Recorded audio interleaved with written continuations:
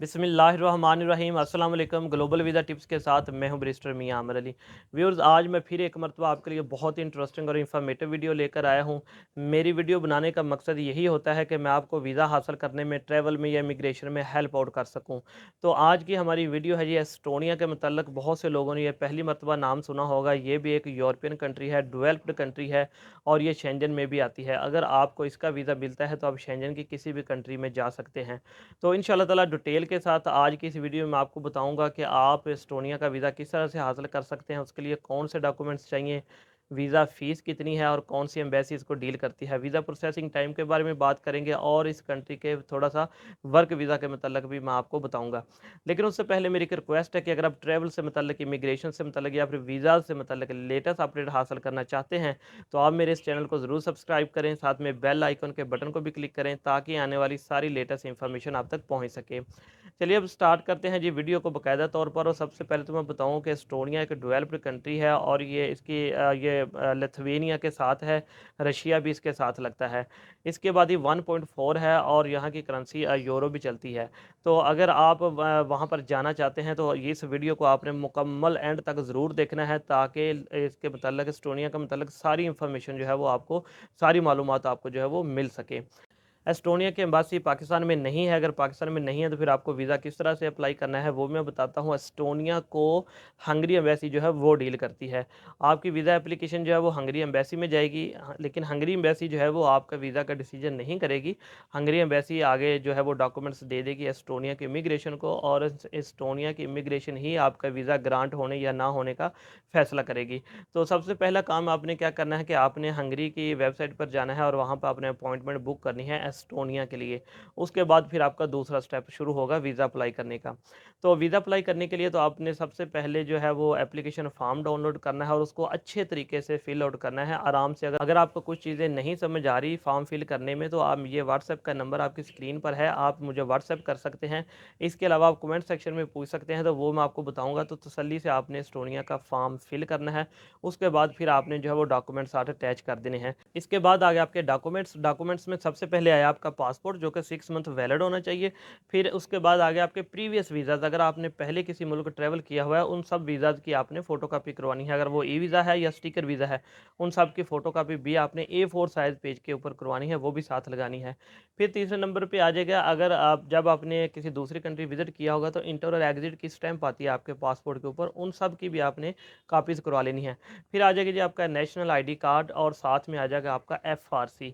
दो white background वाली picture जो है वो भी आपने फाइल में रख लेनी है, एक जो है वो आपने वीज़ा फॉर्म के ऊपर जो है वो लगा लेनी है। ये तो होगा आपके आइडेंटिफिकेशन डॉक्यूमेंट्स। अब बात करेंगे आपकी बैंक स्टेटमेंट की। बैंक स्टेटमेंट का बैलेंस जो है वो होना चाहिए तकरीबन 12 से 15 लाख के दरमियान, जो क्लोजिंग बैलेंस है। उसके अलावा उसमें प्रॉपर ट्रांजैक्शन भी हुई हों, ये ना हुआ हो कि आपने सिर्फ एक ही दफ़ा बैलेंस जो है उसमें जमा करवा दे हों। ऐसी बैंक स्टेटमेंट जो है वो एक्सेप्टेबल नहीं होती और उसके ऊपर वीज़ा ग्रांट भी नहीं होता। बैंक स्टेटमेंट आपने बिल्कुल फ्रेश निकलवानी है, 7 दिन से ज़्यादा पुरानी ना हो। जब आपने बैंक स्टेटमेंट लेनी है तो साथ में आपने अकाउंट मेंटेनेंस लेटर भी ज़रूर लेना है, क्योंकि वो भी इसके साथ ही लगता है। और ये दोनों डॉक्यूमेंट्स आप समझ लें कि एक ही हैं, तो होते अलग-अलग हैं लेकिन इनको कंसीडर जो है वो एक ही किया जाता है। तो अकाउंट मेंटेनेंस लेटर को और बैंक स्टेटमेंट को आपने बैंक से जो है वो स्टैंप करवा लेना है। फिर आ जाएँगे आपके बिज़नेस के डॉक्यूमेंट्स। अगर आप बिज़नेस करते हैं तो बिज़नेस का लेटर हेड लगेगा, उसी के ऊपर कवर लेटर या वीज़ा रिक्वेस्ट लेटर लिखा जाएगा। साथ में आएगी आपकी 3 साल की टैक्स रिटर्न, ठीक है जी। अगर आपका बिज़नेस नया है तो फिर 1 साल या 2 साल की टैक्स रिटर्न भी लगा सकते हैं। एनटीएन नंबर आएगा और अगर आपकी कंपनी रजिस्टर्ड है, आपका बिज़नेस रजिस्टर्ड है तो उसकी रजिस्ट्रेशन भी आप जो है वो साथ लगाएँगे। नेक्स्ट आ जाता है जी सैलरी पर्सन। अगर कोई जो है वो एस्टोनिया का वीज़ा अप्लाई कर रहा है तो फिर उसके लिए आएगी एनओसी, ठीक है, जिसे नो ऑब्जेक्शन सर्टिफिकेट भी कहा जाता है। इसके बाद आएगा आपका लीव लेटर, छुट्टियों का जो लेटर होता है, और साथ में आप लगाएंगे अपनी पर्सनल बैंक स्टेटमेंट, ठीक है। और उसके अलावा अगर आप FBR के साथ रजिस्टर्ड हैं, टैक्स भी पे करते हैं, अगर आप खुद पे करते हैं इंडिविजुअल तो फिर आप वो भी साथ लगा सकते हैं। अच्छा जी, अगर कोई स्टूडेंट जाना चाहे तो उसकी बैंक स्टेटमेंट जो है उसके पेरेंट्स की लगेगी, ठीक है। अगर स्टूडेंट्स का अपना अकाउंट नहीं है तो उसकी बैंक स्टेटमेंट उसके पेरेंट्स की लगेगी, साथ एक एफिडेविट लगेगा जिसमें उसके पेरेंट्स ये चीज़ बताएंगे कि हम इसको सपोर्ट कर रहे हैं फाइनेंशियली तौर पर, ठीक है जी। और वो कॉलेज यूनिवर्सिटी का साथ जो है वो एक लीव लेटर और जो है वो साथ अपना कॉलेज यूनिवर्सिटी का कार्ड भी, स्टूडेंट कार्ड भी साथ ज़रूर लगाएगा। अच्छा जी, अब नेक्स्ट अब बात करते हैं फ्रीलांसर की। पाकिस्तान में बहुत से स्टूडेंट्स लोग जो हैं वो फ्रीलांसिंग भी करते हैं, तो वो क्या करेंगे जी, वो भी एक एफिडेविट साथ लगाएंगे जिसके ऊपर वो लिखेंगे कि वो इस प्लेटफॉर्म के ऊपर फ्रीलांसिंग कर रहे हैं, साथ अपनी पर्सनल बैंक स्टेटमेंट अटैच करेंगे। तो ये थे डॉक्यूमेंट्स, ठीक है जी। अब ये तो बिज़नेस के और हो गए बैंक के डॉक्यूमेंट्स। अब नेक्स्ट आ जाएंगे आपकी होटल की बुकिंग, जो कि कंफर्म होनी चाहिए, जब वो चेक करें तो उनके सामने आ जाए, ठीक है। एयरलाइन की टिकट जो है वो खाली आप बुकिंग साथ लगा सकते हैं, एक अटर्नी बनाकर आप साथ जो है वो अटैच कर देंगे। ट्रैवल इंश्योरेंस लाजमी है, ठीक है। वो 35,000 यूरो को जो वो कवर करती हो, आप ऑनलाइन जाकर वेबसाइट से, किसी भी वेबसाइट से ट्रैवल इंश्योरेंस जो है वो यूरोप के लिए बाई कर सकते हैं। एडम जी से, खासकर पाकिस्तान में बहुत से लोग जो हैं वो बुक करते हैं, तो आप वहाँ से भी जाकर करवा सकते हैं।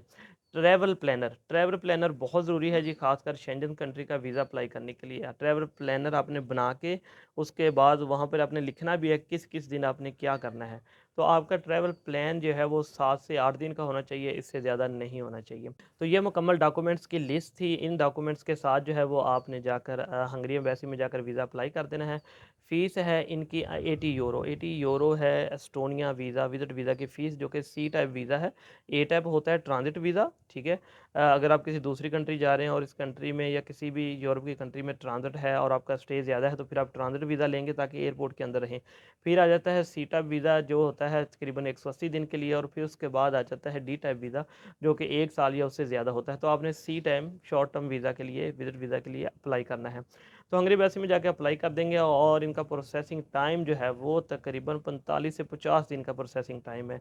प्रोसेसिंग टाइम ज़्यादा है क्योंकि ज़ाहिर बात है कि पाकिस्तान में ये उनकी डायरेक्ट एम्बेसी नहीं है, तो फिर इस वजह से वो थोड़ा सा टाइम लगाते हैं, उनका इमिग्रेशन डिपार्टमेंट है। लेकिन इनकी वीज़ा रेशो जो इस वक्त है वो तकरीबन 60 से 70% है, जो कि बहुत ही अच्छी है। अच्छा, एक मैंने शुरू में बात की थी कि क्या आप जाकर वहाँ पर काम कर सकते हैं? जी बिल्कुल, आप वर्क वीज़ा भी अप्लाई कर सकते हैं एस्टोनिया का, क्योंकि एस्टोनिया के जो मोस्टली लोग हैं वो दूसरी कंट्री में, जैसे जर्मनी, फ्रांस, इस तरह बड़ी कंट्री में जाकर जॉब करते हैं, और एस्टोनिया में जो है वो लेबर की शॉर्टेज हो जाती है, इसलिए वो बाहर से लोगों को हायर करते हैं यहाँ पर जॉब करने के लिए। तो आप एस्टोनिया का वर्क वीज़ा जो है, वर्क वीज़ा के लिए ऑनलाइन जॉब अप्लाई कर सकते हैं। जब आपको कॉन्ट्रैक्ट लेटर आ जाए तो फिर आप वर्क वीज़ा अप्लाई कर सकते हैं। तो ये थी मुकम्मल डिटेल एस्टोनिया के बारे में कि आप किस तरह से एस्टोनिया का वीज़ा जो हासिल कर सकते हैं। मैं उम्मीद करता हूँ आपको ये वीडियो पसंद आई होगी। आपने इस वीडियो को अपने दोस्तों के साथ ज़रूर शेयर करना है ताकि इन्फॉर्मेशन उन तक भी पहुँच सके। अच्छा जी, अगर आपका कोई सवाल है तो आप मुझे व्हाट्सएप पर मैसेज कर सकते हैं, कमेंट सेक्शन में भी पूछ सकते हैं, मैं उसका जवाब ज़रूर दूंगा। डिले हो सकता हूँ लेकिन जवाब मैं ज़रूर दूंगा। लेकिन उससे पहले अपने वीडियो को एंड तक ज़रूर देखना है, क्योंकि सारी बातें तकरीबन मैंने वीडियो में बता दी होती है, आप थोड़ी सी देख कर जो वो मुझे मैसेज कर लेते हैं। तो इंशाल्लाह ताला फिर एक नई वीडियो के साथ आपकी खिदमत में हाज़िर होऊँगा। मुझे आपने अपनी दुआओं में याद रखना है। अल्लाह हाफ़िज़।